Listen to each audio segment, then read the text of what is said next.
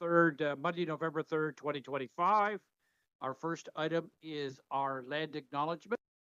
We respectfully acknowledge that we're on the treaty and traditional territory of the Mississauga, the Anishinaabe.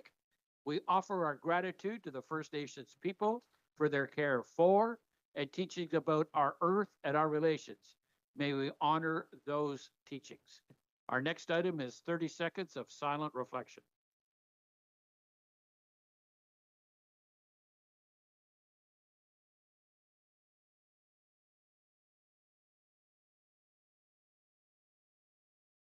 I would ask those who are able to please stand for the singing of our national anthem.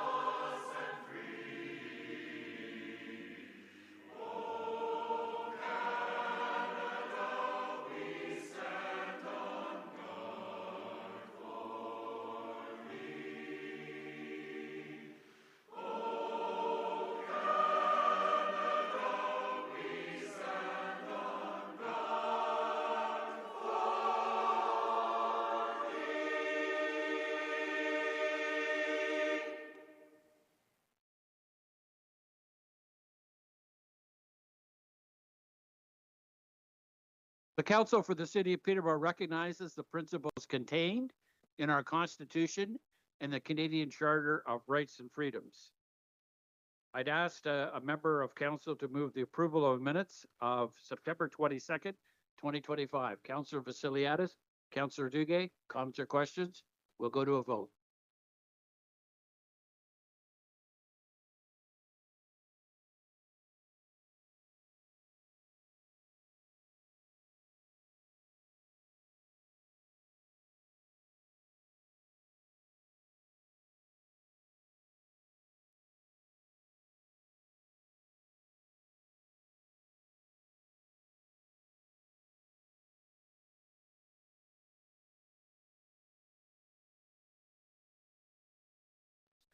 Mine hasn't come up, John.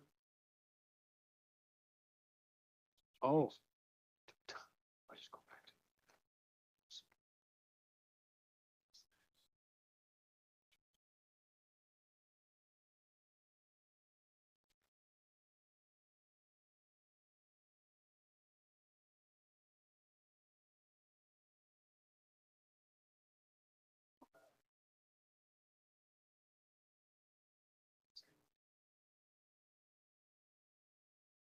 Thank you, Mr. Clerk, for your assistance.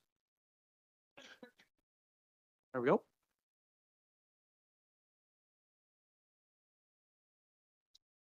And that is carried. Declaration of Security Interest. Councillor Duguay, please. Thank you, Your Worship. I will be declaring on two matters as first is the land acquisition matter report LSR S25-018. I was previously directly affiliated with the development of the subject property. Secondly, report CSRPC 25-002. This is a report that I believe spoke to art gallery and potential relocation options. And one of the properties contemplated is a site that I've had direct involved with previously as a planning consultant. Thank you. Thanks. Mr. Clerk, what numbers are those? Just so I can flag them here. Mr. Mayor, those are items 10C and 10E. 10C and 10E. Thank you very much. Our next item of business is registered delegations. We have two delegations this evening on 11C. I'd like to respect Mr. Hellman, please. Mr. Hellman, come forward. If we could get your name and address, sir, for the public record. You'll have 5 minutes to make a presentation. At the end of 4 minutes, I'll let you know if you have 1 minute left. Please proceed. Great, thank you very much. My name is Rob Hellman. My address is 500 Murray Street, and I'm here to speak to the Elect Respect Pledge. I'm not here to speak in opposition to the pledge, but rather in incredulity to this council's motion. The Elect Respect Pledge addresses very real issues, and it's no secret that people holding elected office in Peterborough and across the country experience misogyny, racism, homophobia, and other forms of hatred from their council colleagues, from city staff, and from the public, and this must end.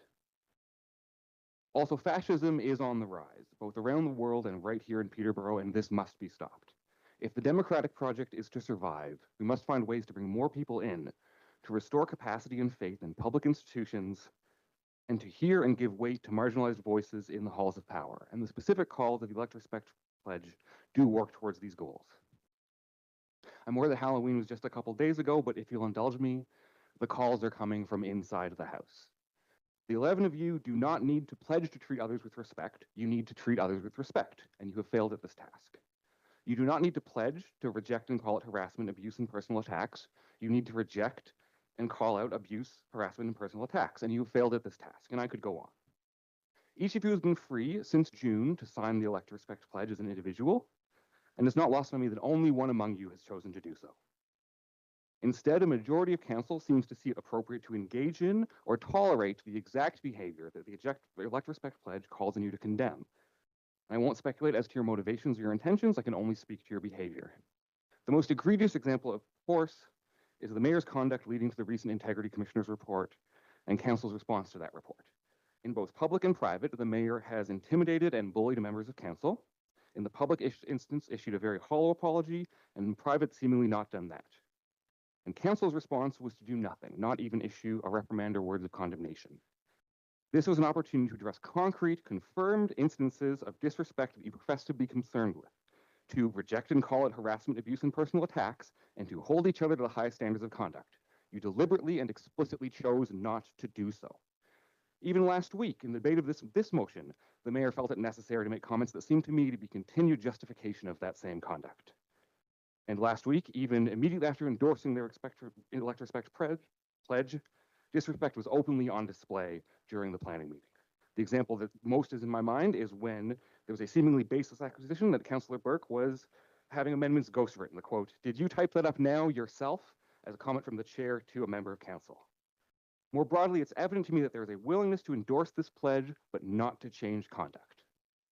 The other side of this, of course, is the issue of harassment and abuse from the public, and I cannot deny that that is an issue. Hopefully, it is self-evident that nobody should receive death threats or threats of violence. And I, like many of us, are deeply concerned with misinformation and disinformation. Too often I see well-meaning members of the public be inclined to not engage in politics or engage in ways that are at best misguided or at worst destructive because of misinformation and disinformation. But the public does not owe you deference. It is fully appropriate for members of the public to disagree with you, speak out against you, and challenge you here on the streets and in their homes. And given the power that you hold over us, it is appropriate for that disagreement to be loud, to be powerful, and to be done in anger. There was a mention last week of being blocked on social media, and this is a totally fine thing for members of the public to do. Your position as a councillor does not entitle you to be a party of every civic conversation. It does not entitle you to be a member of every community, and it does not entitle you to a seat at every table, both online and in the real world. There's nuance here, of course, and I worry that in this chamber, the nuance is at the risk of simply becoming a demand for the people to be nice to you. As I said, the very specific calls of the Elect Respect Pledge address real problems, and I hope that any reasonable person would support them. But this issue requires actions and not words, actions that this council repeatedly demonstrates you are unable or unwilling to take. I call on you to look inwards and find ways to meaningfully address this with accountability and responsibility. Otherwise, this pledge is nothing more than hypocrisy. Thank you. Thank you, Mr. Hillman. There could be some questions for you, sir. Councillor Baldwin, please. Yeah, thanks, Your Worship. Very quickly, Mr. Hammond, thanks for being here. Have you signed the pledge yourself? I have not, no. Pardon me? I have not, but I actually, in preparing for this, I realized that perhaps I should. Thank you very much for your answer.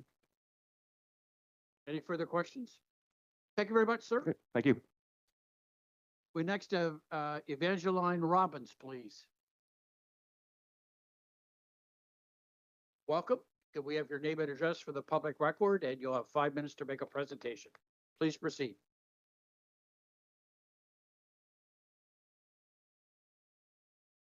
We'll get it fixed up for you. All right, thank you.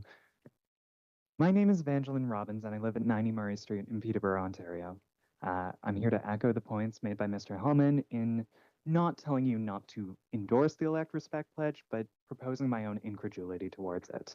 Am I worried about the state of public political discourse? Absolutely. Do I believe the solution is to, quote, restore civility and respect to the public sphere as the Elect Respect Pledge proposes?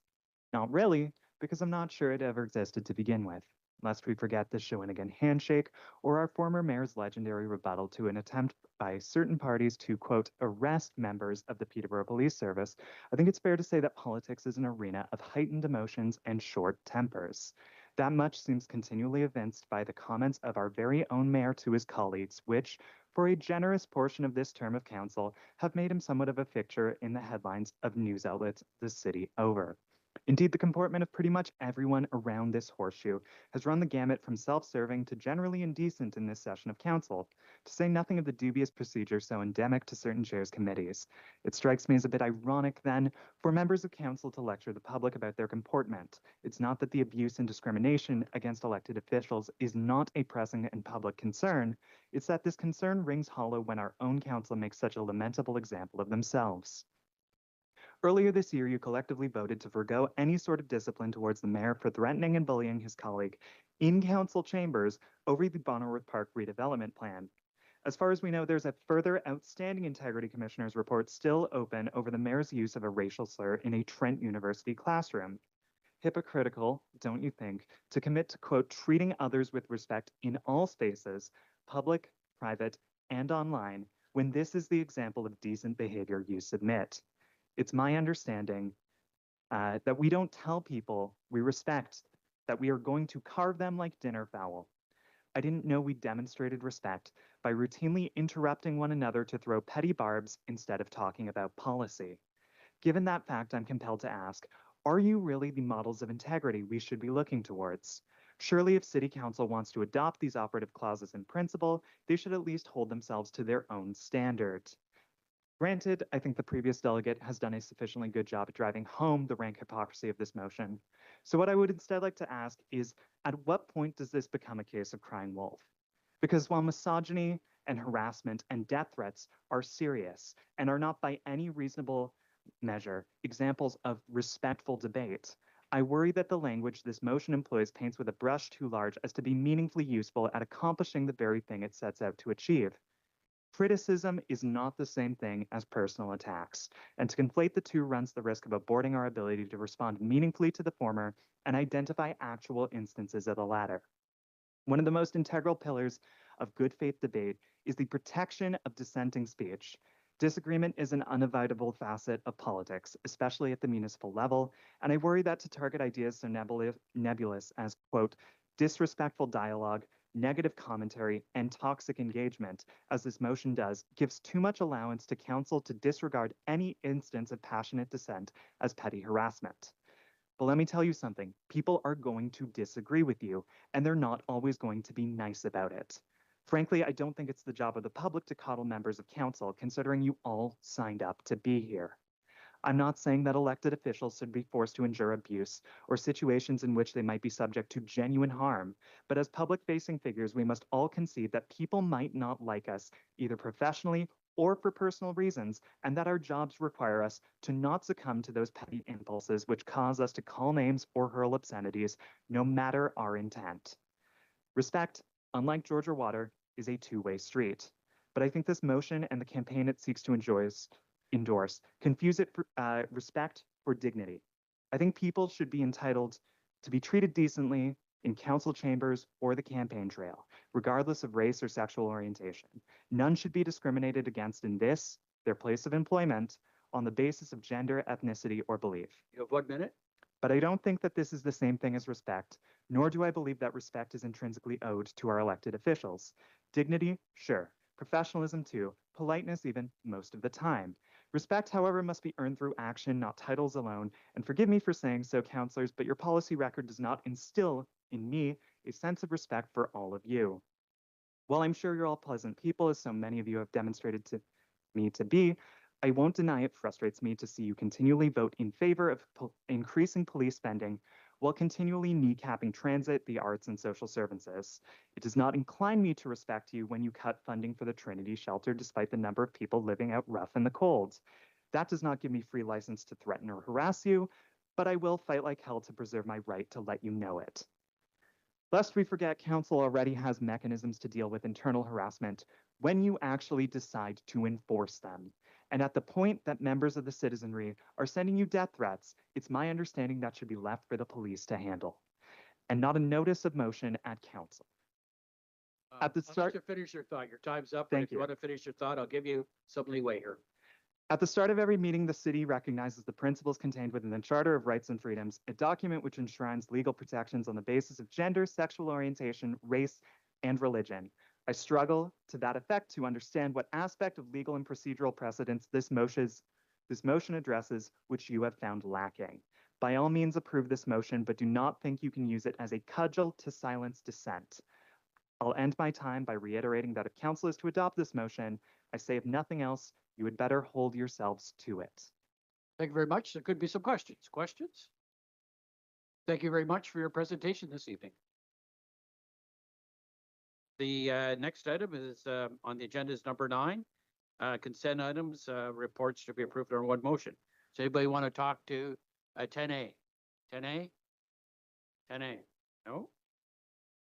10B? 10B? 10C has been separated out for Councillor Duguay. 10D. 10D. 10E has been separated out for Councillor Duguay. 10F. F. 10G. G. 10H. H. 10H.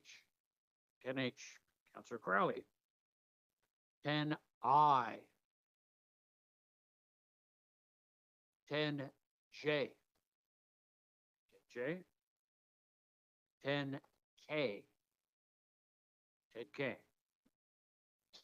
10L. 10M. 10N. 10O. 10P. 11A. Wow. 11B. 11C. Councillor, I got Councillor Real, Councillor, I saw Councillor Chica. 10C has been separated. 11D. 11D. Yes. So if someone get to move 10A, B, D, F, G, I, J, K, L, M, N, O, P, 11A, B. Councillor Vasiliadis, Councillor Crowley, we'll go to a vote.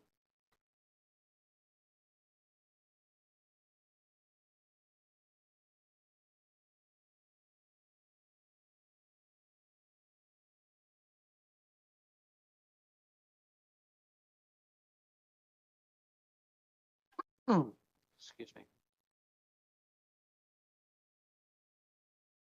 And that is carried. Someone like to move 10C?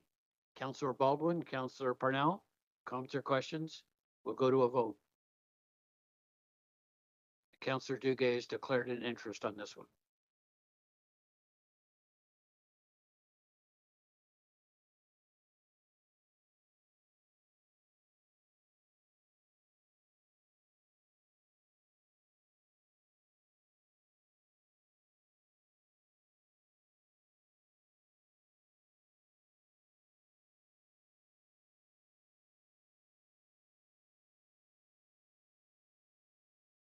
That's carried. The next one is 10E.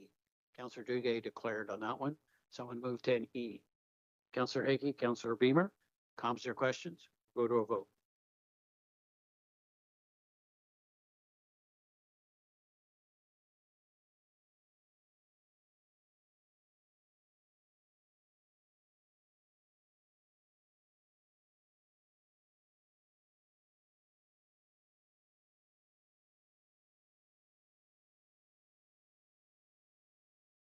That's carried. 10H, someone identify 10H. Councillor Crowley, please. The floor is yours, sir. Thank you, Mayor. I'm wondering if we could separate it out. Separate, yeah, A, B, C, and D, if we could separate them out. I do have an issue with D.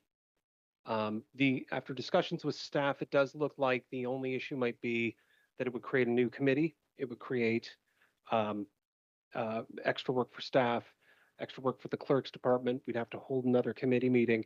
We would have to have staff on site. And I don't believe that it was budgeted within the Legislative Services Group and Greg Faulkner's group specifically to be able to hold a second or to hold another meeting.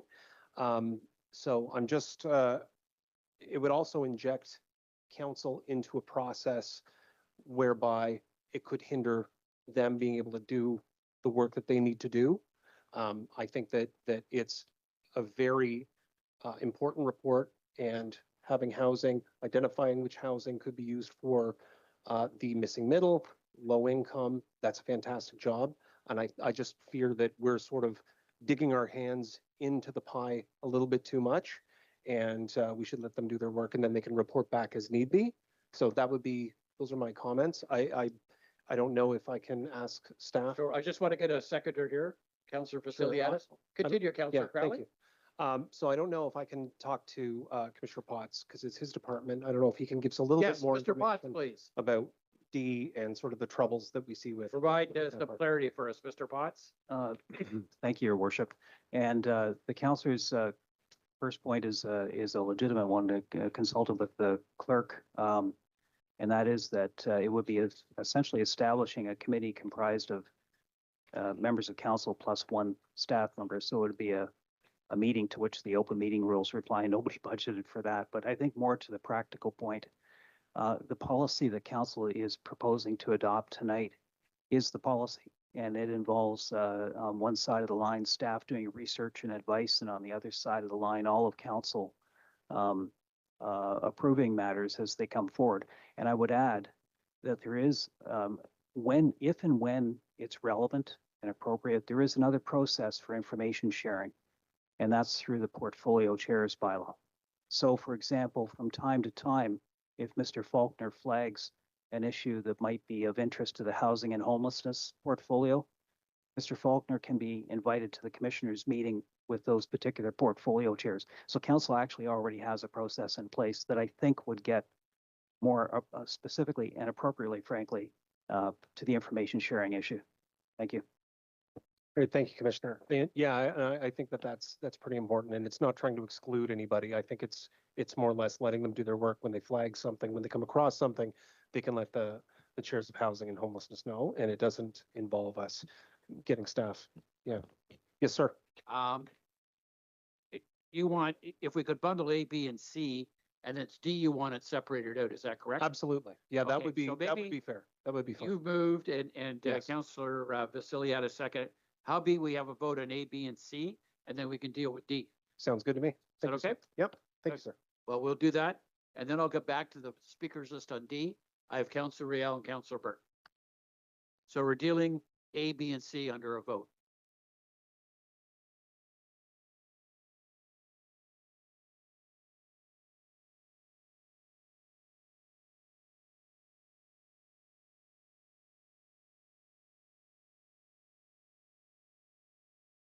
Thanks, Your Worship. We'll just separate that as per your instructions, and my colleague will just need a minute to post that. Thank you. She's doing an excellent job there.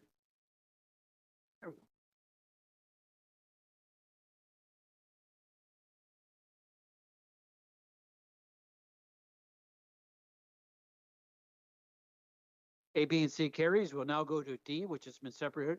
Councillor Riel and Councillor Burke. Councillor Riel, please. Through the chair, I don't know what the problem is with this motion here. All that Councillor Burke and I wanted to is to have a meeting because the mayor has put us together on the housing and homeless portfolio, but also we want to meet with our real estate guy. A couple weeks ago, we got a laundry list of properties that the city owns. We wanted to narrow that down. Councillor Burke and I meet with people weekly about wanting to do something in housing, either for-profit or not-for-profit housing. And if we don't have that list and we know the land's available, then we can't point the people in the right direction to work with our staff to do that. And right now we're in a housing crisis. And there are people out there that would like to get into the housing business, whether it's for-profit or not-for-profit, and we don't have that laundry list. We had 4 pages here last week. I couldn't make hide nor hair, but whether it was a sliver of land or something that we could actually build a triplex to multi-res building. And that's what the plan was for this meeting here, to meet with with our real estate staff and the mayor and myself and Councillor Burke, is to talk about this and putting a plan together where the lands are available, the people that have approached us about getting some housing built. That's what the deal was, not to put another little mini committee together. It was just a meeting in the mayor's boardroom. We talk about this here and he can give us the information that we need. What's the available land and we could build something sustainable or substantial to meet the housing needs or the affordable housing part that we have here to meet those needs. That was what the whole thing was about, not to start another committee. We already have a committee and we meet all the time. So that was the reason behind it. Mr. I have Councillor Burke and then Councillor Chica. Councillor Burke, the floor is yours. Thank you, Mayor Leal. And I think I'm balancing a few different perspectives here. I've had very respectful of the mover's intent to separate this out. And I've had conversations with Commissioner Potts, and I fully understand and respect where he's coming from. I think for me, I don't really understand how the motion is sort of being translated into creating a committee with open meeting rules. We meet all the time through the stuff that I oversee all the time in little working groups. We have an affordable housing task force where we meet, things like that. The intent of this motion was just like what the previous speaker said, where Councillor Riel and myself have meetings all the time with agencies and developers and various different people, where those meetings could be greatly benefited by the councillor and myself having a deep understanding of what properties we have that are sitting idly in our inventory, and we don't have a sense of that from the list we receive. So the outcome of this was just for us to meet very casually quarterly to go over that list more specifically with Mr. Faulkner, and attach that to any of the meetings that we take regularly to see if there's an opportunity that can be found. I would be more in support of it if I could get clarification that if any time Councillor Riel and myself in our homelessness meetings could schedule with Mr. Faulkner to come to those meetings and to update us specifically on the entire list with no parameters around the information he could share with us. If that could be understood, that's fine with me. Councillor Burke, maybe we get a staff person to respond to that. Yeah, I think that's a fair point. So through the chair, Mr. Potts, I think through the question from Councillor Crowley, you kind of said that Mr. Faulkner would be available to come when he felt it necessary to the homelessness meetings. What I'm asking is, do Councillor Riel and myself as the co-chairs of homelessness have the ability within Greg's schedule to ask him to come to our meeting to go over those properties in more detail? Mr. Potts, please.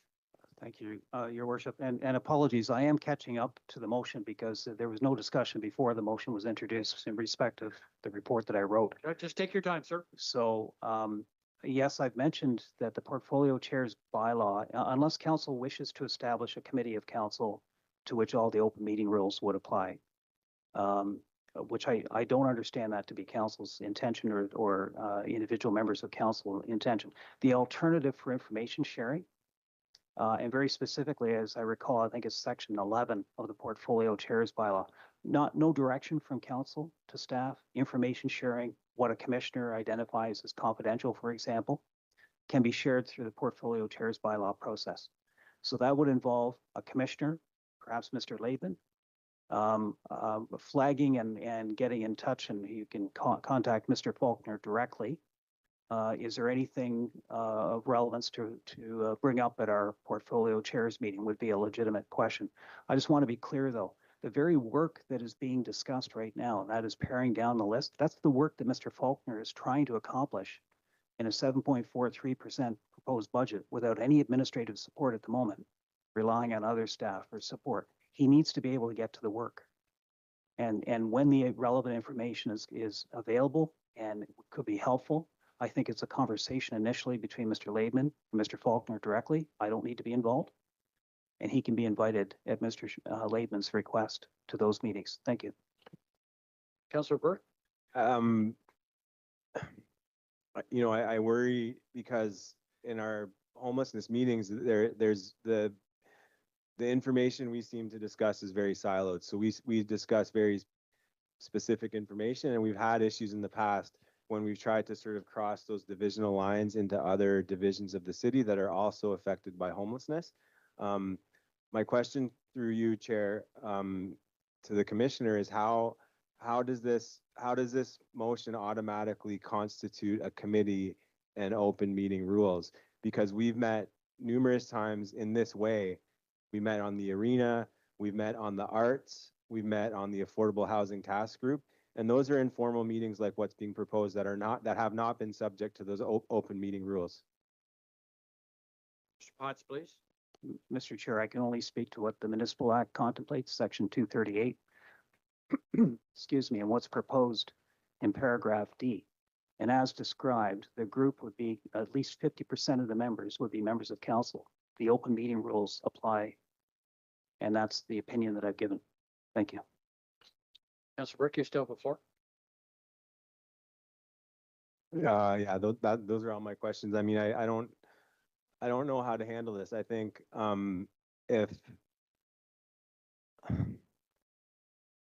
I think we could defer this until we can get a chance to bring in Mr. Faulkner through our portfolio chair meetings and maybe bring it back up if it's not working in a way that Councillor Riel and myself feel like is working for us. And I would move to defer it. You're moving a deferral. You have a seconder for the deferral.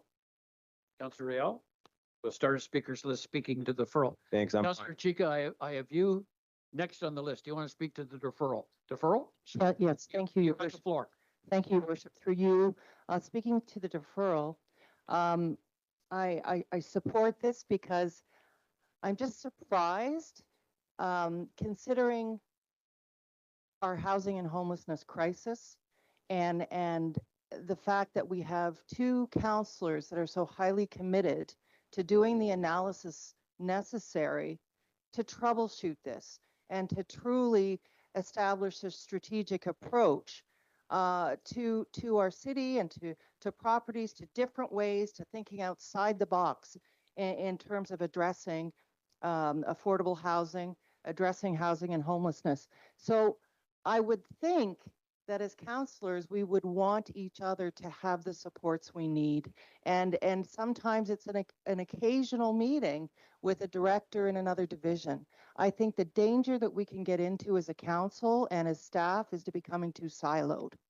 Yes, we have our portfolios chair bylaw, but there are times when I may need to speak to a commissioner or a director in another area because of the work within my ward, because of things that come up in a dynamic and organic way. That's what we need to do as elected representatives, to be able to access the staff with the expertise on the particular issue we're trying to address for our electorate. We need to do this more. We need to think more intersectionally, not be so siloed, and be able to access our real estate director if that's going to help us troubleshoot and strategize around housing and homelessness. I'm not sure why this is an issue. It isn't a time consumer. It's an hour once a quarter. So I thank Councillor Burke for the deferral, and I thank Councillor Riel and Councillor Burke for their work in this challenging file. Thank you very much, Your Worship. I have the deferral list. On the deferral list, Councillor Crowley, you're next, then Councillor Burke. Councillor Crowley, please. Yeah, thanks. I just want to be clear that that it's not a matter of not recognizing that Councillors Riel and Burke do good work and have done a fantastic job, continue to do a fantastic job. It's merely a procedural thing. And I under the portfolio chairs bylaw, I mean, they can reach out to, or they can have Commissioner Lehman reach out to Mr. Faulkner and invite him to a portfolio chairs meeting as they see fit. So it's, instead of forming another group and having another meeting, it was merely a procedural issue to invite Greg to a portfolio chairs meeting when they see fit, which I think they are more than capable to do. Merely a procedural thing. Thank you. Councillor Burke to the deferral, please. Thank you, Mayor Leo, through you to Commissioner Potts. What is considered quorum in terms of the municipal act for this council? Mr. Potts, please. The number. Quorum is a majority of members. A meeting happens when when you've got a body that is comprised of at least 50% members of council. That's when there's a meeting of a quote committee for the purposes of Section 238 of the Municipal Act.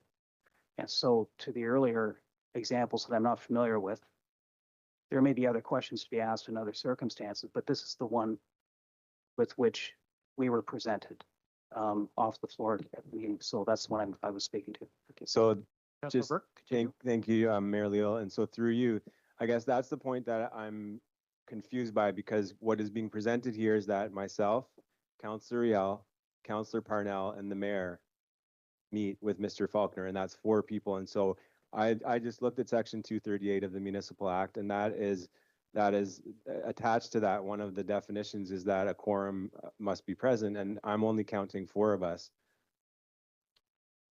Mr. Potts, please. Your worship, once again, I find myself in the uncomfortable position of debating the law.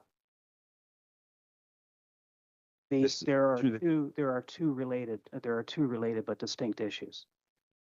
One is, what's a quorum of the body, and it's a majority. The other is, what constitutes a committee for the purposes of Section 238 of the Municipal Act.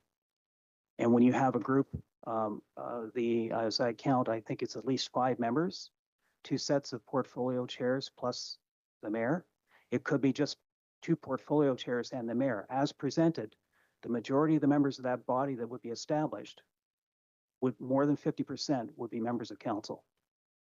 That's a committee to which the open meeting rules apply. Thanks, Mr. And I Potts. defer to Mr. Kennedy if he's got any additional thoughts as clerk to assist council. Mr. Kennedy, have you any additional information? Thanks, Mr. Chair. No, the information provided is consistent with the municipal act. I have nothing further. Thank you. I'll go back to Councillor Burke, please. I mean, I'm not being argumentative, Chair, Mayor Leo. I'm just responding on the fly to the idea that when I asked the question about what makes this a committee, when in my eyes it didn't feel like one, I was referred to Section 238 of the Municipal Act, which talks about which talks about the idea of quorum. And I think I am both the housing co-chair and the homelessness co-chair. So it's myself, Councillor Parnell, Councillor Riel, and the mayor.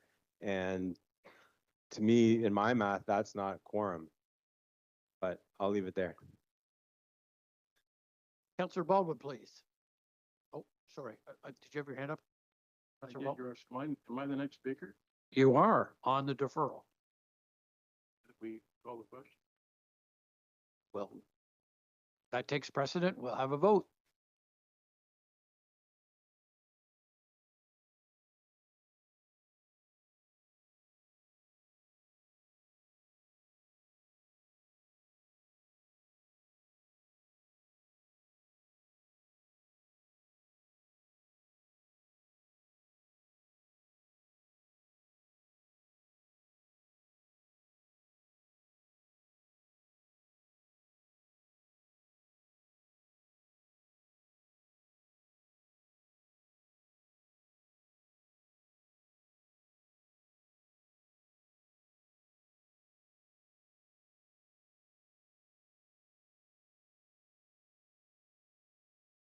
And that's carried. The deferral's been moved by Councillor Burke and Councillor Riel. We'll have a vote on the deferral.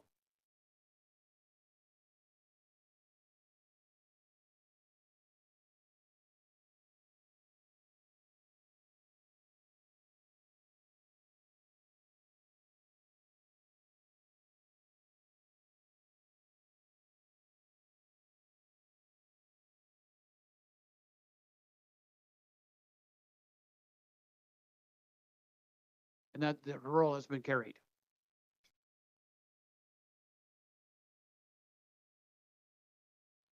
I don't.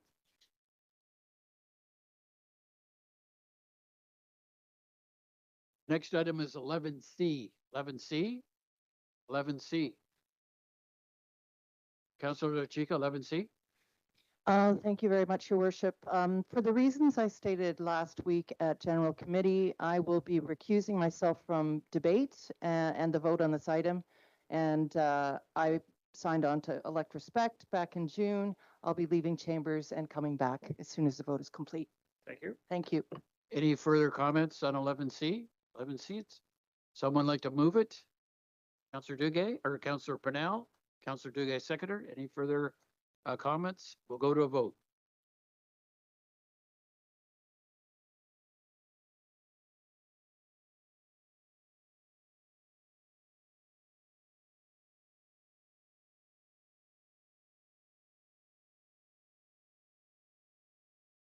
And that's carried. 11D, Councillor Purnell, and you're moving it. You're moving it. Sorry, you're going to move it. Yeah, yes, I am You have moving a it. seconder. Seconder, Councillor Duguay. Okay. Okay. Councillor Purnell, you have the floor. This is on the permitting. It is, and I think I don't really need to speak to it, as we had a really long debate, good discussion around it. It is a step in the process moving forward. We know that it is a process. There is more public engagement to happen as we develop the actual bylaw. We are working towards a deadline, so we do not lose over $2 million of housing accelerator funding. So it's important that we keep this thing moving. And again, there will be lots of other options and opportunities for engagement as the bylaw is developed. So I'm happy to move it. Thank you. Councillor Hakey, then Councillor Burke. And Riel, sorry. I'll get. Thank you very much, Your Worship. And I think I missed somebody. Councillor Chica. Just give me Yeah. 1 second. We'll get the speaking order set up. Councillor Hakey, you have the floor. Then Councillor Burke, Riel, the Chica. I would like to call a question, please. Please, I'd like it separated out. That's fine.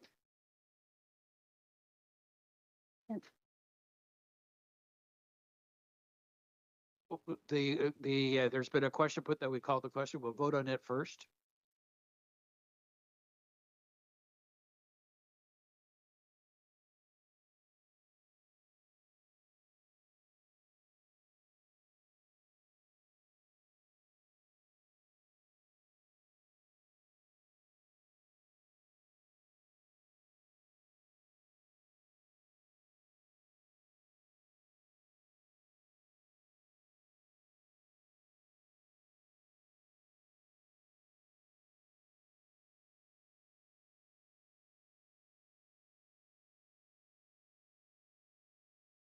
And that's carried. It's been requested that we separate the vote. Sorry. Point of order. I didn't get the voting display on my screen, so I missed voting. So I'm voting in the negative. Thank you. We have that recorded? And the answer is yes. You're looked after, Councillor Chica. Thank you. It's been asked that it be separated out. So we'll start with item A. Councillor Purnell, did you?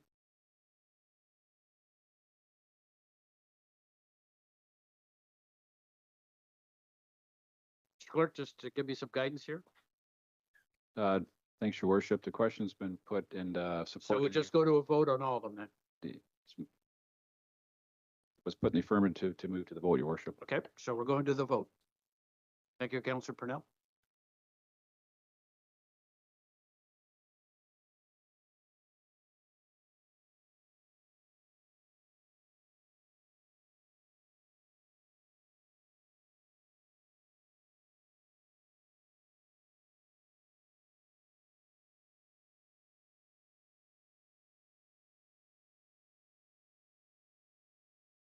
Thanks, Your Worship. Item 12 are the items that at committee earlier this evening, Council had entertained motions from closed session. And so those are before council this evening for final consideration. Mr. Clerk, we'll have to go through one by one, correct? Your worship, I'll just leave the room because I had to send my regrets for close, so I can't vote on these, so I'll just Fine, leave the room. Councillor Beam, you recuse yourself. Your worship, Councilors Riel, Lachika, and myself will leave for those two items that we left and closed, and That's fine, Councillor Burke. If you just follow along the ones that you recused yourself, that'd be great. We'll start with 12A. Someone like to move 12A. Councillor Duguay, Councillor Purnell, we'll go to a vote.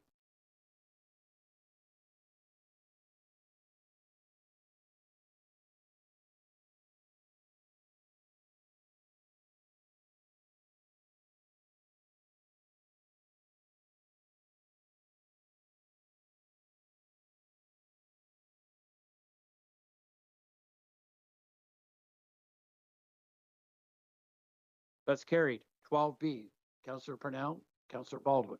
Comments or questions? We'll go to a vote.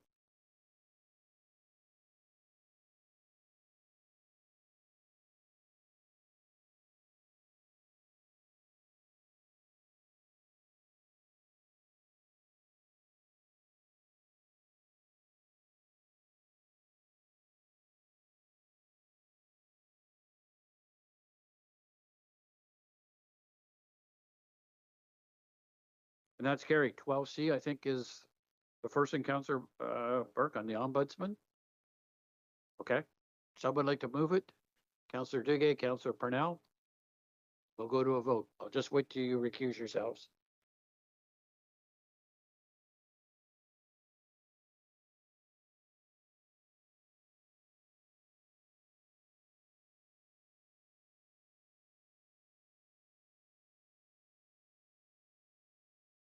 That's carried. 12D. Someone move 12D. Councillor Purnell, Councillor Duguay. Comments or questions? We'll go to a vote.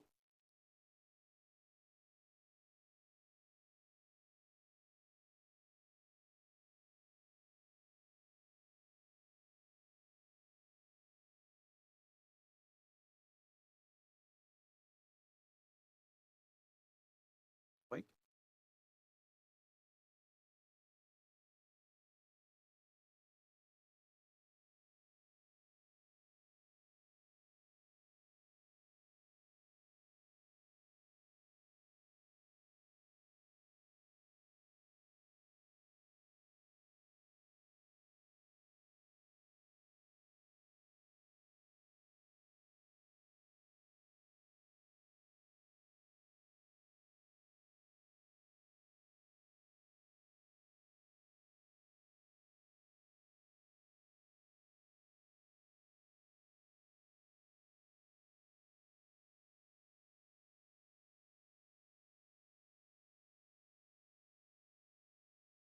That's carried. 12F. Someone like to move it? Councillor Burke, Councillor Hakey. Comments or questions? We'll go to a vote.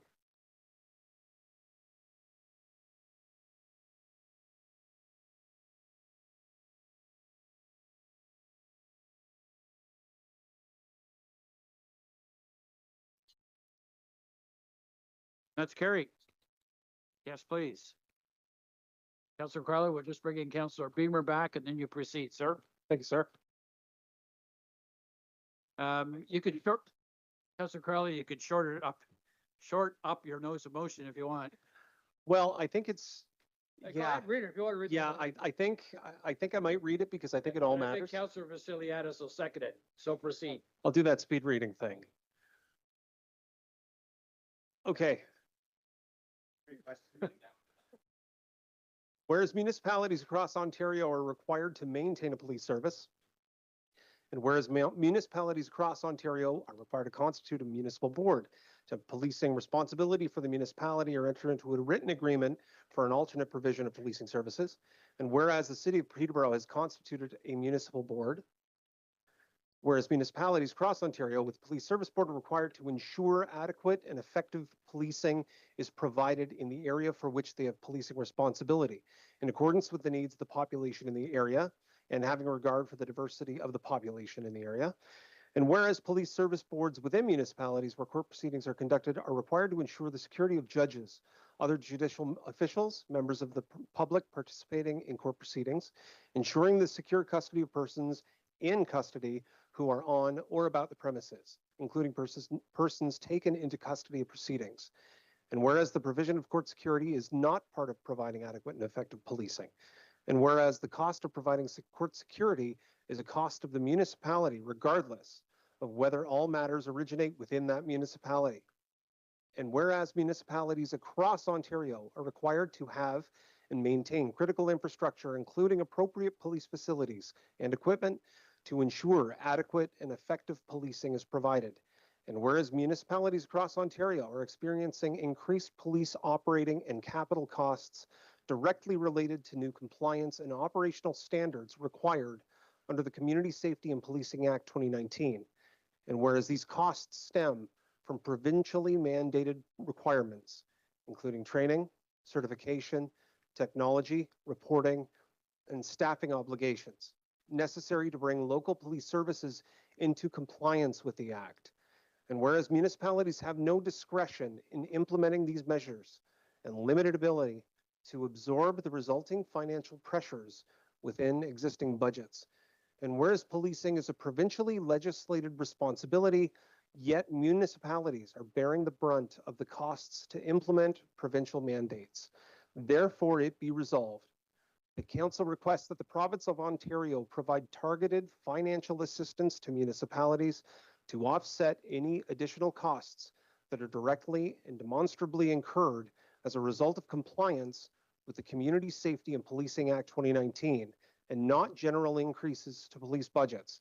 And therefore, be it further resolved, Council urges the Province of Ontario to review and reform its current police grant programs to ensure a more equitable distribution of funding to municipalities so that communities with growing populations and expanding service demands receive fair and sustainable provincial support. And therefore, it be further resolved that Council requests that the Province of Ontario provide stable, sustainable funding to offset costs associated with the provision of providing court security services, and that this resolution be forwarded to the Premier of Ontario, the Minister of the Solicitor General, the Minister of Municipal Affairs and Housing, the Association of Municipalities of Ontario, and all Ontario municipalities for endorsement. Thank you very much, Councillor Crowley. It's an omnibus motion, and you covered it extremely well. So, Councillor Rial, please. Through the chair, I understand what the councillor is talking about here and what he wants to do, but my question, I guess, if you give me some leeway, we have two board members here for the police board. Is a letter like this here, was it sent to the Premier and the Solicitor General or whoever else was at Queen's Park? Something along the same lines, this maybe not as wordy as this here, but talking about the cost, the rising police costs. Just last week, I think that I heard that the police chief of Cobourg asked for a 20% increase. So that looks like it's a theme that's going all across the province. So I'm just asking our two members, did some letter or something like this here go to the Premier of the province and the Solicitor General on the same theme as this here about the cost, the rising cost, police cost? Councillor Rial, I understand that Chief Betts was particularly helpful in the crafting of this motion. So I think that speaks well. And I don't speak for Councillor Baldwin, but this is the position of the Peterborough Police Services Board in terms of inequitable funding for police services our size in Ontario. And it's always been a concern that the big five in the province of Ontario seem to get the lion's share of special grant funding. So we're, with Councillor Crowley's motion, we're trying to get a little more equity for communities like Peterborough. And I'll turn it over to Councillor Baldwin. I'm sure he has some thoughts on this too. Councillor Baldwin? Well, thank you, Your Worship.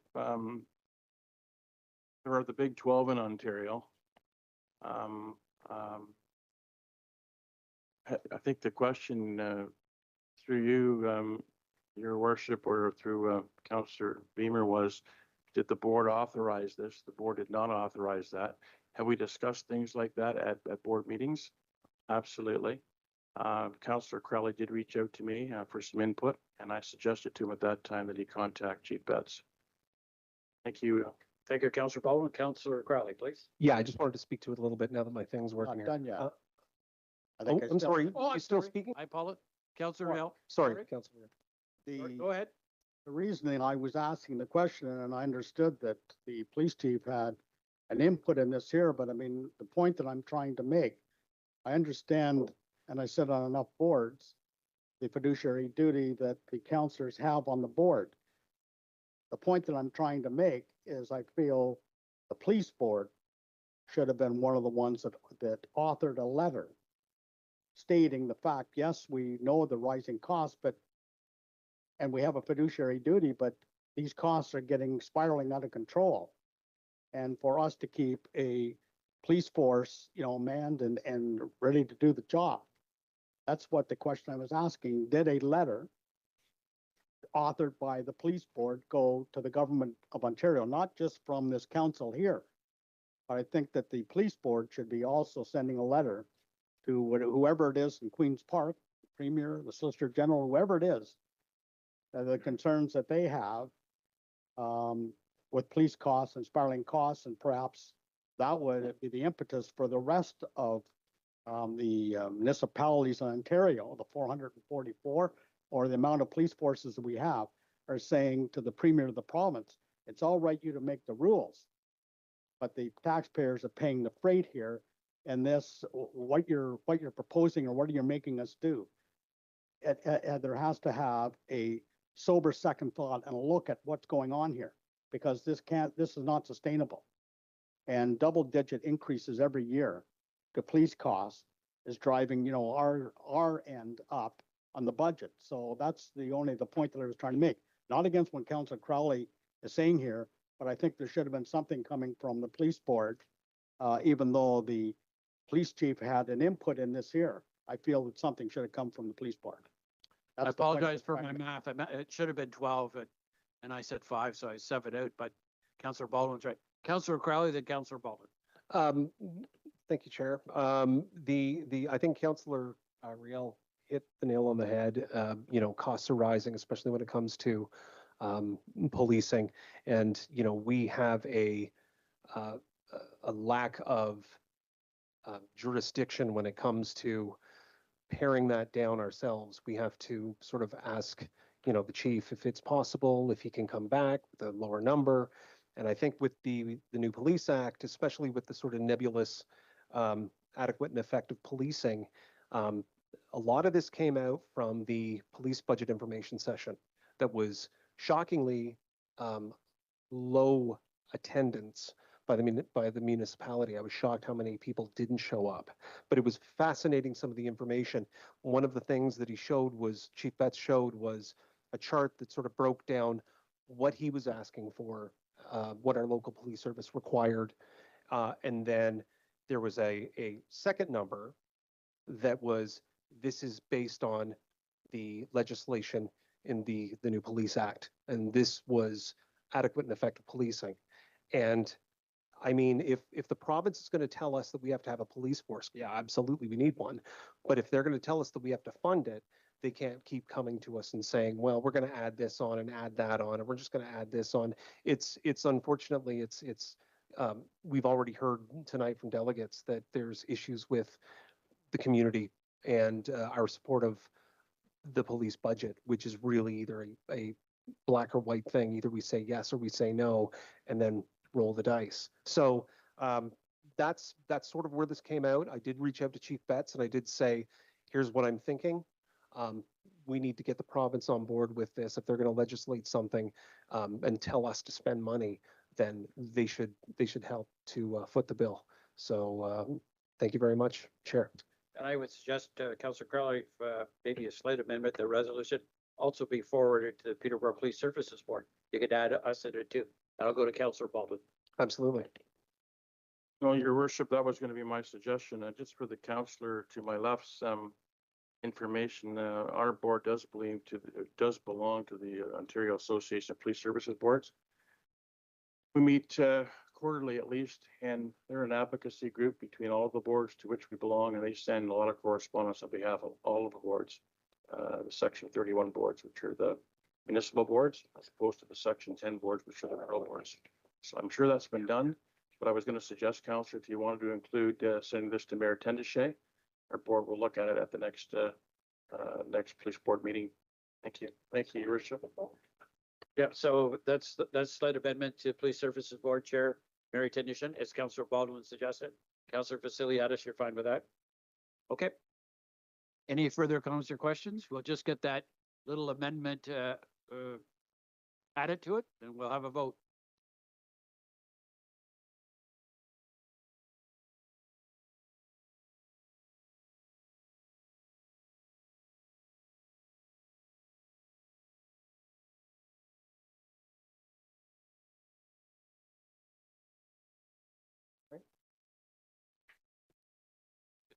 Okay.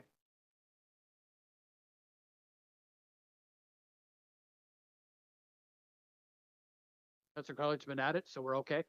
Okay, good.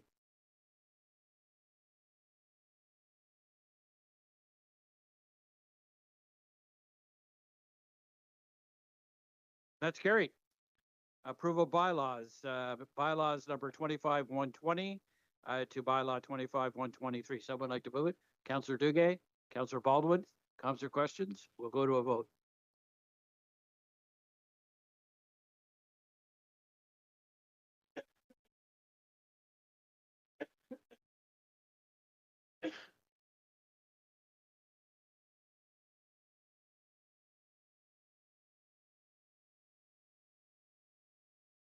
That's carried. Councillor Duguay, the tragic situation in Jamaica. You have the floor.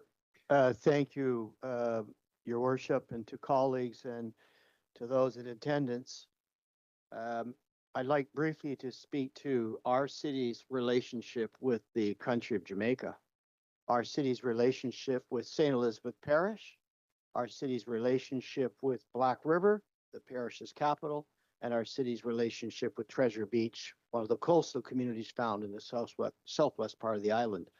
Some years ago, the city of Peterborough was part of a local democratic governance program arising from a Rio de Janeiro Democratic Accord in the early 80s. And it contemplated countries that could benefit from demonstrated leadership that had national, provincial, or state and local governments. Our country was selected and supported that through the Canadian International Development Agency. What happened, colleagues, was this, is that a Jamaican delegation, sometimes senators, ministers, elected officials, toured Canada. They went to Ottawa, they went to Toronto, and the only city in Ontario that they visited was Peterborough. The only city they visited. Now, arising from that, the Canadian International Development Agency and our federal government opened up their third such delegation to Peterborough to include business persons. And that delegation, of which I had to I actually presented three different years to the delegation, but that delegation was in Peterborough for about 3 days. And arising from that was an opportunity extended to yours truly to visit Treasure Beach, the nation, and Kingston, the nation's capital, and work with their officials to share how planning's done in Ontario. Now you're going to ask, what has this got to do with Peterborough? Well, we have continued to share our resources. We've had Jamaican planners visit and shadow our planners, myself and others with the county. We've played an ongoing role sharing our expertise and resource. And I want you to understand what that last hurricane event meant to this part of the world. Their city hall is gone. It's not there. They woke up in the morning, it's gone. It's not like there was flooding. City hall's gone. All of the heritage buildings in that community, many of which had the first electrical service in the entire country, are gone. Imagine for a moment, colleagues, in the village of Lakefield. On a weeknight, it's there. The next morning, it's gone. It's just destroyed. That's the extent of damage. And our community has played a role in helping with planning and development in that area. And You should also know their emergency preparedness measures, which one of the outcomes of our work with them over time, the evacuation orders were strictly applied. And in that area in Black River Parish, there were no deaths, not a single death. There's deaths elsewhere in the country. But I wanted to share this with my colleagues, with those in attendance, and those that might be listening in, because there will be a call for support in Jamaica. And if you, from our government, from relief agencies, and if you hear of it, I'm expressing to you that I know families there.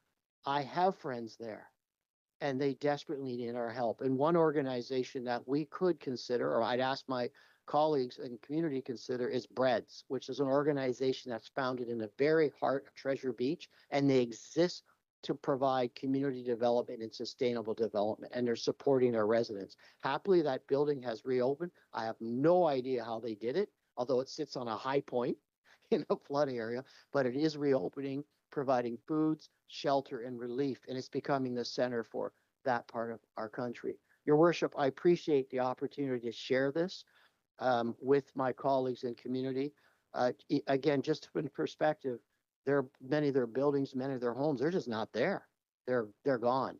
And remember that hurricane traveled from the south part of the island, southwest, and continued across to Montego Bay, Negril, and it's absolutely been devastating. So I wanted to share this with my colleagues on a very personal note, and I thank you for the opportunity. Councillor Duguay, you mentioned an organization. Could you share that with us and the members of council or staff, et cetera, that would like to make a donation to assist with the recovery? That would be helpful. I most certainly would. I'm also aware, Your Worship, that Jamaican Self-Help, an organization that found its origin Long in route to Peterborough, Peterborough. has played a long history, and I'm certain if they still exist, they're contributing. But I would be happy to share the Brett's Foundation information with this council and community. Thank you. Thank you, Councillor Duguay, for the information. It'd be very helpful. Other business? Someone like to move the confirmation bylaw 25-124. Councillor Parnell, Councillor Crowley, will go to a vote.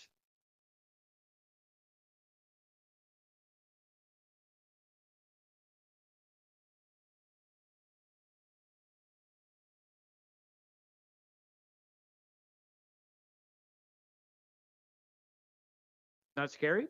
I'll just remind everyone that tomorrow evening at 6 p.m., there will be a council meeting dealing with 107 Park Street North, regards to the heritage designation.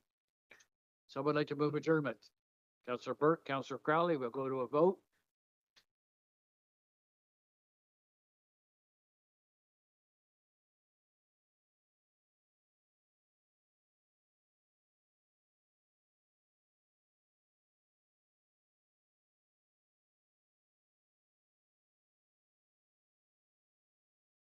And that's carried. Thank you, colleagues. Thank you, staff. Thank you, people in the audience. If someone could just stick around for a moment, we have to sign some documents related to the Municipal Services Corporation. It'd be Councillor Riel, Councillor Burke, Councillor Beamer, Councillor Parnell, I believe, Councillor Baldwin. I hope I got everybody there.